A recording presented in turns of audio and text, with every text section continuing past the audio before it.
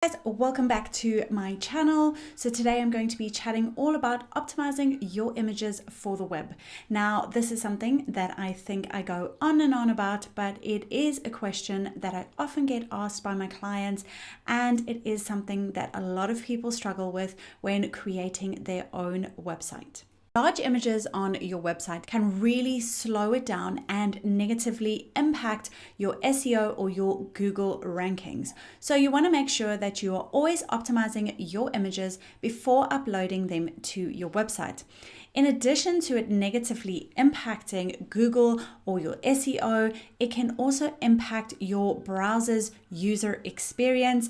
And when a client lands on your website and it's really slow, they're going to get irritated and they're going to move on to the next website. First thing we want to look at is the 4 different types of image files and getting familiar with these different image files.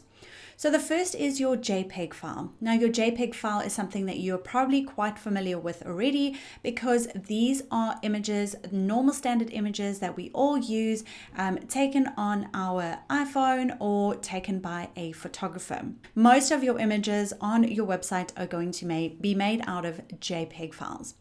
The next is a PNG file. So a PNG file is an image without a background. Majority of logos are generally PNG files because we don't want a background on our logo. The next is an SVG file, and this is a graphics file. So it might be a chart or an illustration or something like that. And quite often you might find that a logo is an SVG file, and I highly recommend you actually upload an SVG file for your logo just because that creates more crispness. And then the last is your GIF file, and your GIF file is a simple animated image on the web, and it is something that I'm sure you have seen around before. Before diving into the tutorial guide, which is going to show you how to optimize your images, I just want to explain to you one term which is pretty important, and that is retina images. So retina images are images that are created for a retina display, and usually they are 2 times the normal size of an image. So if you're looking at a retina image, it will be about 1,000 pixels, and then that will reduce down to half of the size on a normal display. Now let's look at what the optimum sizing is for the imagery on your website. So when we look at the sizing of an image, we're looking at 2 things. So it's the pixel dimension and the actual file sizing. So that could be in kilobytes or megabytes. So images should be as large as the containers that they fill on your layout of your website.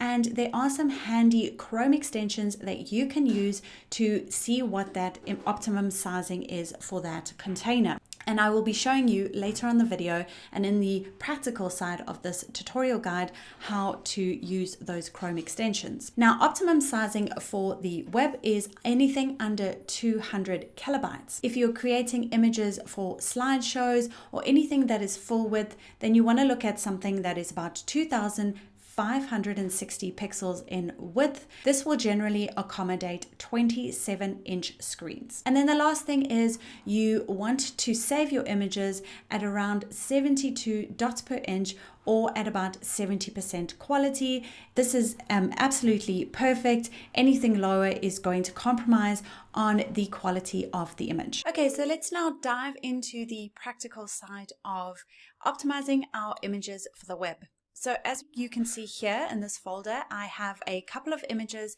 that a client has sent over to me, and you can see the sizing of the imagery is quite big. So we're looking at 1.5 megs, 932 kilobytes, which we already can see is way too big for the web because as I mentioned earlier, 200 kilobytes is your optimum sizing. So you want to aim for that or less. Less is obviously a bonus. So if you are using a Mac, what you're going to do is you're going to open up your image. You're then going to head to Tools at the top here, and you are going to click on Adjust Size. Now that's going to bring up the image dimensions, and this is where you can change the pixel sizing and the resolution. So if, for example, we're going to be using this on a blog post, then I would say optimum sizing would be 800 pixels in width, or about 1,000. So we're going to type in 800 there, and then we are going to change the resolution here to 72 pixels, which is absolutely perfect. And you can click OK. So once we do this, and we click OK, that is then going to resize the image. And if we look here, it then changes to 218 kilobytes, which is getting to exactly where we want to go in terms of optimization. We're then going to head to the web, and a great free tool that you can use which optimizes your images and doesn't compromise on the quality of the image is tinypng.com, and I use this all the time. So what we're going to do is we're simply going to take this image now, we're going to drag it and drop it into tinypng, and you'll see that then reduces the file size to 111 kilobytes. If you're not working on a Mac, you can always use a free tool called pixlr.com. So you'll head to the web and go to pixlr.com. You'll scroll down, you'll find this Pixlr E. You'll launch the Pixlr E. You'll then click on Open Image, and you will find the image that you would like to resize. You'll then change it to the recommended sizing, so let's say 1,000 pixels. And you'll click apply, and then you will come up to the top here, click file and click save, and then you can save it as medium quality and click save as, and let's just save it on our desktop. And then when we look at our desktop